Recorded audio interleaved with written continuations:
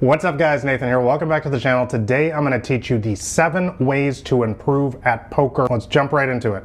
Alright, so tip number 1 is going to be to commit fully to your poker success. Now, what do I mean by this? I mean, do not be one of those people who half-ass the game. We've all seen them at the casino or at the online poker tables. These are the people that I like to refer to as a dabbler. These are the weekend warriors. These are the people you see once in a while who basically just play the game as a hobby. And there's absolutely nothing wrong with that. Most people play this game as a hobby, but what I always try to remind my students especially is that if you want to get world-class results in this game, then you need to start making this game an absolute priority in your life. If you want to just be a dabbler, if you just want to be a weekend warrior, if this game is just always going to be a hobby for you, that's fine, but you have to be prepared to get the results of people who take the game in that manner, who don't take the game seriously. Guys, the cold hard reality is that the vast majority of people in this game do not succeed in the long run. And if you truly want to get world-class results, big-time profits in this game, make this game at least a strong semi-professional income for yourself, or even a full-time professional income one day, you absolutely have to make this game a priority in your life. Let's move on to number 2. So building on point number 1 is going to be, of course, create a consistent playing schedule. Guys, we're not going to be playing once a week, twice a week, none of that. Get that out. If we want real results, we got to put in real action. We got to take action at the poker table. So I always say a minimum of 5 times a week you should be playing, maybe 1 or 2 days off. Personally, in my biggest hardcore grinding days, I would just play 7 days a week. I don't take days off. That's my mentality, but I know not everyone thinks the same way. Some people do have some other obligations in life. Obviously, if you work a full-time job or have school, you might have to put that in front of it sometimes. But bottom line, guys, everybody can find 1 hour a day. As I've said many times in these videos, the year before I turned pro, every single night when I got home, I would play for 3-4 hours typically, and just be dialed in, just playing online poker, multi-tabling. If you play at the casino and live games, then go to the casino, go to the private games you play in. I think you guys get the idea of what I'm talking about. Bottom line is, guys, everybody can find time to make this game a priority. And I would also suggest playing much more on the weekends, by the way, because this is when all the recreational players, the fish as we lovingly refer to them, are at the table. This is when they're playing the most. So what do I typically recommend? You play the most. Play all day on weekends if you can. Also, the best tournaments are almost always on weekends, especially online. So this is a great time to get in there and play a ton of poker. And lastly, something that helped me out tremendously early on in my poker career is making my intentions public. For those of you guys who've been following me for a long time, read the early, very embarrassing entries on my blog, you guys know that for several years, all I did is just blog about how many hands I was playing, how many hands I intended to play for the month,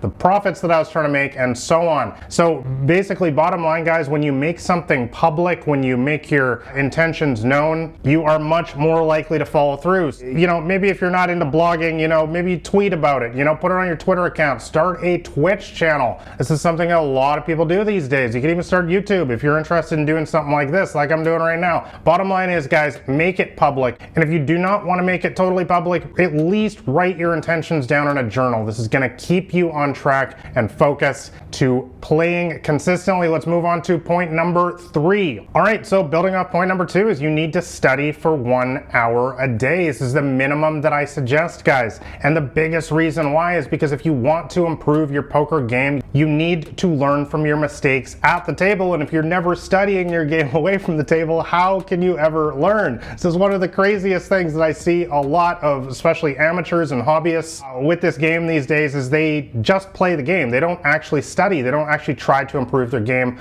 away from the tables. And how can you ever expect to get better if that's your approach? So if you play online poker, I always suggest using a program like Poker Tracker. There'll be links to that in the description below. I've used it for over 10 years as a pro, and it allows you to simply go into your database, find any situation, look at any hand, and find out where your leaks are and start fixing them. So you can start making the adjustments next time you sit down at the poker table to stop making the same mistakes and start improving each time you play poker. Also, there are more ways than ever these days to improve your poker game. You can enroll in a good video training course. You can read modern poker books. You can even hire a coach. Once again, I'll have links for all of my suggestions in the comments below. Bottom bottom line, guys, my motto in poker is always be improving. You need to always be consistently learning from your mistakes and learning the latest theory in order to stay on top of the game and therefore continue winning. You know, the person at the poker table who thinks that they've climbed to the top of the mountain and they know everything about poker, we've seen them. Those are the people that often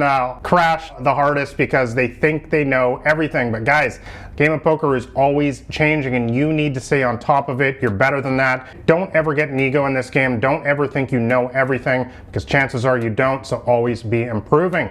Point number 4 is probably the bedrock of everything that I would suggest, which is to master a proven winning poker strategy. What do I suggest? I suggest a tag or a lag playstyle these days that stands for tight and aggressive and loose and aggressive. And if you're a beginner to poker, I typically suggest tight and aggressive, and if you're a little bit more experienced, I would suggest loose and aggressive. Basically, both of these play styles have you playing a certain amount of hands, heavily biased towards your position at the poker table, and applying consistent pressure pre-flop and on the flop, turn, and rivers. It'd be impossible for me to break down this entire strategy in a short little video like this, and that's why I've written an entire free poker cheat sheet. You can read it in an afternoon. That'll be the top link in the description below, and that'll teach you my entire strategy to play tag poker. Point number 5 is to make game selection your job at the poker table. Much like the studying thing that a lot of people don't do these days, this is another thing that a lot of people just do not do at all these days, and it's totally crazy, and you're simply not going to improve your poker results if you do not take game selection seriously. So number 1, what is game selection?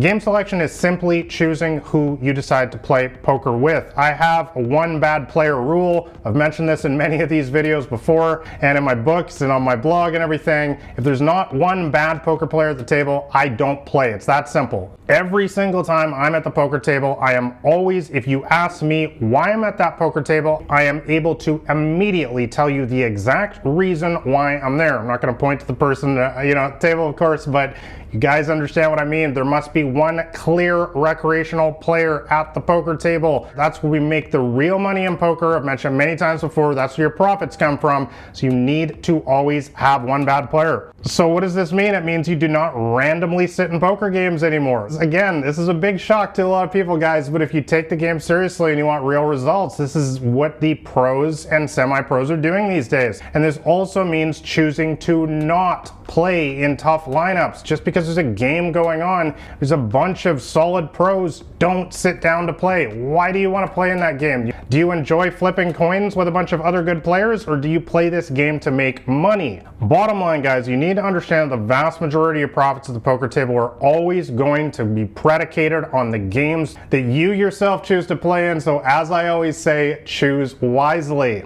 Alright, so point number 6 to improve your poker game quickly is to focus on those bad players that we've just talked about. So getting in pots versus the recreational players should be your entire goal at the poker table. Before you even look at your hand, you should ask yourself, where's the bad player seated? Have they already limped into the pot or raised or whatever? Are they involved in the hand? How can I get involved in this hand versus them? Because again, guys, these are the players who make significant fundamental mistakes in the game and lose their money at a tremendous pace, and your profits are primarily going to come from these players. So like I recommend in my latest book, the Micro Stakes Playbook, you can even go as far as adjusting your pre-flop opening ranges. I discuss that at length in the book, how I often look at who is in the blinds, for example, and if I'm in early position, without getting too technical here, I might choose to play more suited connectors, for example, if I see a recreational player in the blinds, because from early position, of course, we're going to have direct position on the recreational player after the flop. And finally, make sure that you value bet them relentlessly when you hit anything after the flop. Guys, you need to remember that these players are calling stations, so the entire reason why we get in pots versus them, you want to play consistently with them, get under their skin if possible, and understand that they're going to call you down very light. Bottom line, guys, this is where the profits come from in poker. Never ever forget that. And my final point to get you guys quickly winning at poker, improving your poker game, guys, is really my biggest, most important point of all,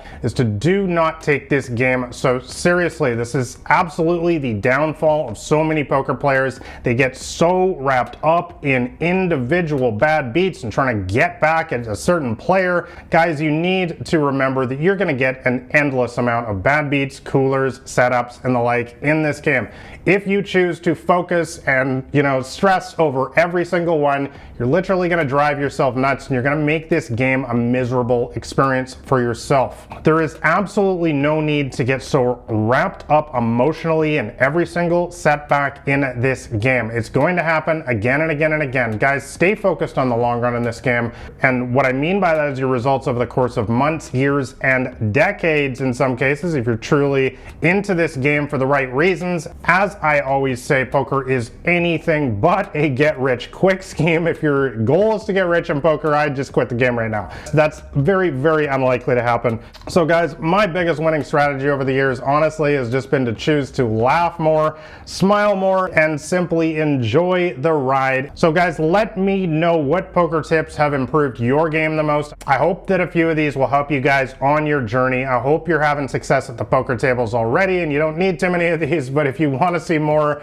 strategy advice like this, I review a lot of hands on this channel and break it all down for you. Make sure you guys are subscribed to the channel here, and also shove all in on that like button below if you found this video helpful. Lastly, like I said, I'll leave a copy of my free poker cheat sheet. That'll be the top link in the description below. I think that'll help you guys out, especially you guys that are newer to the game. It will teach you my entire tight and aggressive tag strategy at the poker tables. And finally, I'll leave another video that I made just recently right here that I think will help you guys out some more. So thanks a lot for watching, guys. I hope these 7 tips helped. This has been Nathan Williams with blackgreen79.com.